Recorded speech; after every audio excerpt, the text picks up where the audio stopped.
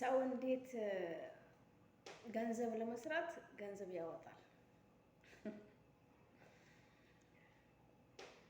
ዩቲዩብ ለመክፈት ገንዘብ የምትቀበሉ የምትከፍሉ ሰዎች አሰላሙ አለይኩም ወራህመቱላሂ ወበረካቱ። እንዲሁም ሰላም ሰላም ብያለሁ ውድ ኢትዮጵያውያን፣ በያላችሁበት ሰላማችሁ ይብዛ። ሰላምና ፍቅር ለሀገራችን ኢትዮጵያ። ቪዲዮውን ላይክ እንዲሁም ሼር ሰብስክራይብ በማድረግ ተባበሩኝ። ቪዲዮ ቫይራል እየወጣም አይደለም፣ ቪውም የለውም። እናንተን የመሰለ እህቶች እያሉኝ ለምንድን ነው ቪው ያሌለኝ አላውቅም። ሰሞኑን በጣም አይምሮዬ በጣም ተረብሾ ነው የዋልኩት። እኔ ደግሞ አይምሮ የሚረበሸው የሚጨናንቀው በራሴ ጉዳይ አይደለም፣ በሰዎች ጉዳይ ነው። ለምን እንደሆነ አላውቅም። ይሄንን ነገር መቼ እንደማቆም መቼ እንደማስወግድ አላውቅም።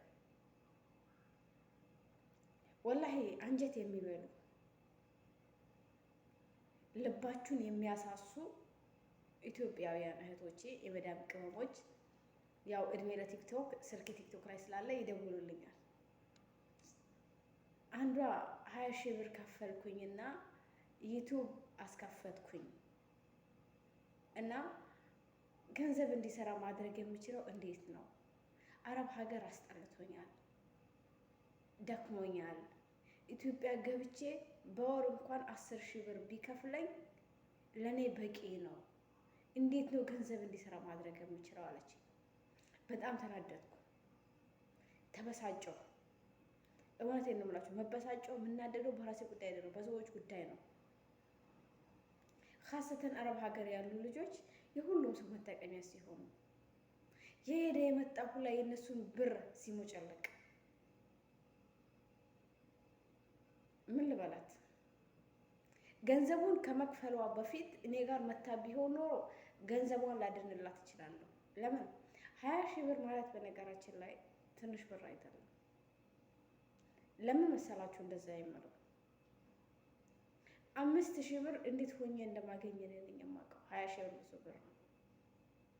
ለምን እንዴት ሆናችሁ እንደምታገኙት ነው ማሰብ ያለባችሁ። 20 ሺህ ብር ትንሽ ነው ልትሉ ትችላላችሁ። ነው አይደለም። በመጀመሪያ ዩቲዩብ ለመክፈት ምንም አይነት ቪዛ አያስፈልግም፣ አያስከፍልም። ገባችሁ? ግን እንደዚህ ያደረጉ 20 ሺህ ብር፣ 30 ሺህ ብር፣ 40 ሺህ ብር የሚወስዱ እንደዚህ ነፍ የሆነ እምጭቅ የሆኑ ሰዎች አሉ። ግን እስከ መቼ ነው አረብ ሀገር ያላችሁ ልጆች ምላሱን አቅለስልሶ ጥሩ ተናጋሪ ስለሆነ ጥሩ ማሳመን ስለሚችል ብቻ መጥቶ እናንተን የሚበላችሁ? እስከ መቼ ነው የምትበሉት? እቺ እህት መልሽልኝ እባክሽን፣ ተባበረኝ በአላህ በእግዚአብሔር በማርያም እያለች ትለምነኛለች። ይሄንን የምትለምነኝ ለምንድን ነው? ዩቲዩቧ ገንዘብ እንዲሰራ እንዳደርግላት ወይም መፍትሄውን እንድነግራት ነው። እንዴት ብዬ ነው የምነግራት እኔ? አሁንም ከፍላችሁ ደግሞ የተዘጋጃችሁ ሰዎች ካላችሁ እኔ እንዴት ብዬ ነው የምነግራችሁ?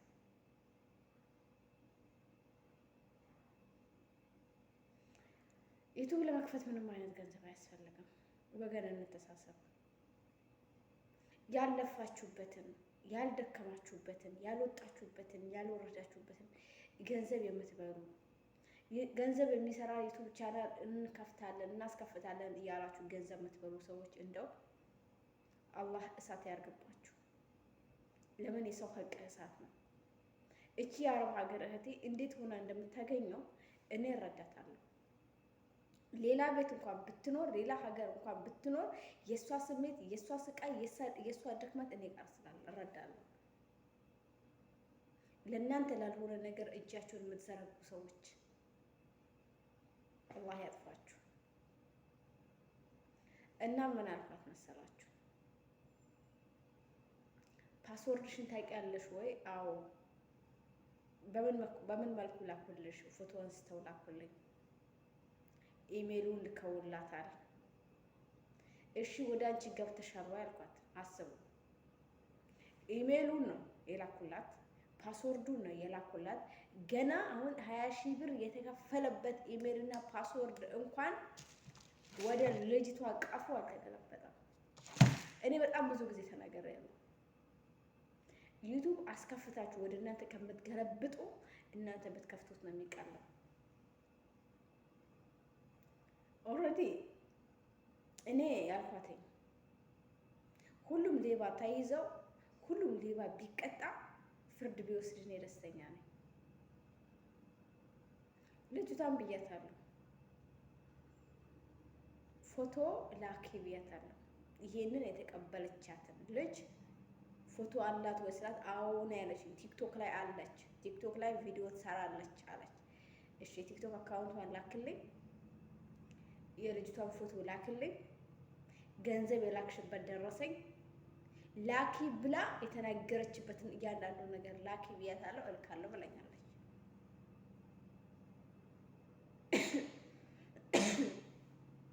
ሶሪ ዩቱብ ለመክፈት ወላሂ ወገኖቼ ገንዘብ አያስከፍልም።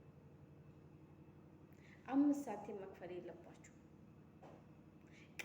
ቀልጣፋ የሆነ ሰው ዩቱብ ለመክፈት 5 ደቂቃ ቢፈጅበት ነው።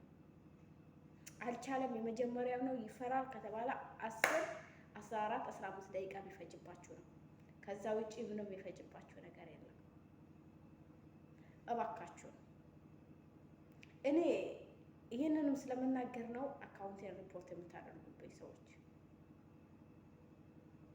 ፊት ለፊት ስለምናገር ነው ብዙም ጊዜ ጠላት የማፈራው።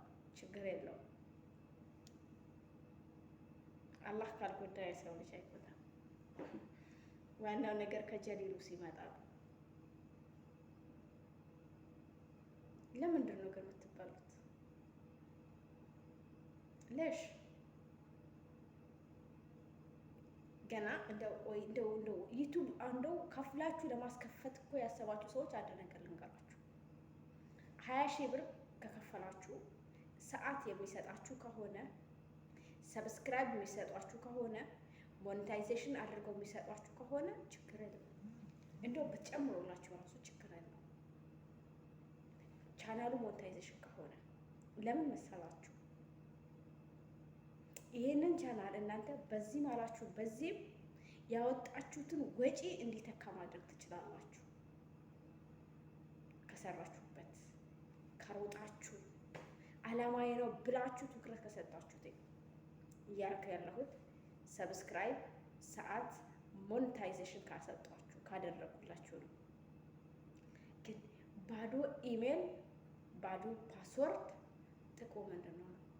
20 ሺህ ብር ከፈላችሁ፣ 30 ሺህ ብር ከፈላችሁ፣ 40 ሺህ ብር ከፈላችሁ እና ከዛ ፉላና እንትና ሰብስክራይብ አድርገኝ፣ 1 ሰብስክራይብ ገባው፣ 2 ሰብስክራይብ ገባው ማለት እንደው ፈጣሪ እኮ ገንዘቡን እንዴት አመጣችሁት ብቻ ሳይሆን እንዴትም ወጣ እኮ ብሎ ይጠይቃል አይደል? እኛ ድክም ብሎን ጥረን ግረን ለቤተሰብ ቤት ሰራን፣ ምን ያለን ደከምን ስቲል ራሳችን መኖር አለብን ብለን እፎይ ብለን መኖር ሲገባን የማንም ዱርዬ ቲክቶክ ላይ የምታውቁት የማንም ሌባ አጭበርባሪ የእናንተን ገንዘብ እንዲበላችሁ ለምንድን ነው የምትፈቅዱት? እስከ መቼስ ነው የምንበላው? እንደው መልሱልኝ ወገኖች። ቆይ እኔ ነኝ ያበድኩት? እኔ ነኝ የጨለልኩት ወይ ሰው ነው የጨለለው? እኔ እኮ እስከማውቀው ከሰው ሀቅ ጠብቀኝ፣ የኔ ካልሆነ ነገር ሰዎችን ከመበደል ጠብቀኝ ሲባል ነበር የማውቀው።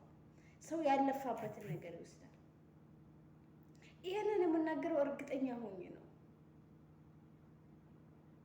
እኔ አንተ ከምታውቀው ዩቱብ ውጪ ሌላ ገንዘብ የሚሰራ ዩቱብ የሚባል ነገር የለም። ዩቱባችንን ገንዘብ እንዲሰራ ማድረግ የምንችለው እኛ ነን። ገቢ ሳይኖር ወጪ። ይሄንን ዩቱብ ቻናል ዩቱብ ይቀበል አይቀበል ሳይታወቅ 20 ሺህ ብር አውጥቶ መዞ መስጠት። የጀማ መጀመሪያ እኮ የሚከፍላችሁ ከ5 ሺህ ብር ጀምሮ ነው። 5 ሺህ ብር፣ 7 ሺህ ብር፣ 8 ሺህ ብር እያለ ነው እየጨመረ የስራችሁን እንትን እያየ ነው እየጨመረባችሁ መሄደው። ግን ምንም አይነት ገቢ ሳይኖራችሁ የሚከፍሉ ሰዎች፣ እንደው የምትቀበሉ ሰዎች አላህ እሳት ያርግባችሁ ገንዘቡ። ለምን? የሰው ሀቅ ነው፣ የሰው ሀቅ ነው። አልለፋችሁበትም፣ አልደከማችሁበትም። እንደሷ ወይም እንደሱ እንቅልፍ አላጣችሁ፣ አልተሰደባችሁም፣ አልተረገጣችሁም፣ ከሰውነት ተራ አልወጣችሁበትም። እርቧችሁ አንጀታችሁ ታጥፎ መብላት እየፈለጋችሁ ግን የሰው ቤት ስለሆነ ትእዛዝ ስለበዛባችሁ ብቻ ሳትበሉ አልሰራችሁትም። ስንቶች አለን አንጀታችን ታጥፎ መብላት እየፈለግን ይሄንን ስራ ስጨርስ ያንን ስጨርስ እያለን የምግብ ፍላጎታችን ራሱ አፕታይታችን ዝቅ እንዲል ያደረግን ስንቶች አለን፣ ራሴንም ጨምሮ። እዛ ጋራ ስራውን እያየሁት ምግብ አልበላም። አሁን ቁጭ ብዬ በልቼ ያው ስራ ይጠብቀኛል። አይ ስራውን ጨርሼ ተነስቼ እበላለሁ ብዬ ስራውን እጨርሳለሁ። ምን እላለሁ፣ ሌላ ይታዘዛል፣ ሌላ ይመጣል። በዛው እንትን ደግሞ ባልኩ ቁጥር እየጨመርኩ ሄዳለሁ። የምግብ ፍላጎቴም ዝቅ እያለ ይሄዳል። እስከ መቼስ ነው በዚህ ሁኔታ የምንቀጥለው? እስከ መቼስ ነው የእኛን ገንዘብ የማንም ዱሬ የማንም ሌባ መጠቀሚያ የምናደርገው? ብዙ እህቶች ተናግረዋሉ፣ ብዙ ወንድሞች ተናግረዋሉ። እባካችሁን ይብቃችሁ። እየሰራችሁበት ነገር ለእናንተ ነው ሊሆን የሚገባው። ኦኬ፣ ቢያንስ በሰራችሁት ነገር እናንተ ያማራችሁትን ነገር ገዝታችሁ ጥግብ ብላችሁ ብሉበት። የታባቱ ነገ ሰብስባችሁ ከመራችሁ ልትኖሩ ላትኖሩ ትችላላችሁ። ብሉ፣ ጥግብ በሉበት። ለማንም ዱሬ ወስዳችሁ ከምትሰጡት ያጀማ እኔ ከማውቀው ውጪ ከነገርኳችሁ ውጪ ገንዘብ የሚሰራ ቻናል የለም። ይሄ የሌቦች መንገድ ነው። ገንዘብ የሚሰራ ዩቱብ ቻናል ከፍቼ እሰጥሻለሁ፣ 20 ሺህ ብር ትሰጪኛለሽ። እንደ ዩቱብ እኮ ቀላል አይደለም። በ100 ሺህ ብር እኮ ነው በ100 ሺህ ነው የምታገኙት ባይርሽ። ኦኬ እንደዛ ከሆነ እንኳን ምናምን ትሞያለሽ እንጂ በቃ ደስ ይልሻል። ኦ ነገ ወጣዋ ከአረብ ሀገር አትወጭም። ያቺ መታ ትበዘብዝሻለች። ያም ይመጣል። እናንተ ይሄንን